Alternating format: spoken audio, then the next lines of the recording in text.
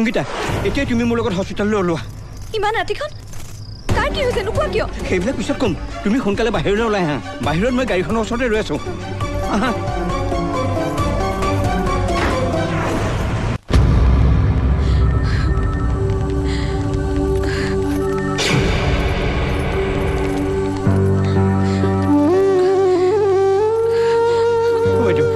কি হৈছে মা কি হৈছে পাৰ্থক মই ইমানকৈ মানা কৰিছিলো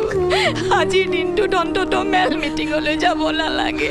ঘৰতে থাকা মোৰ কথা অকণো নুশুনিলে এতিয়া মই কি কৰোঁ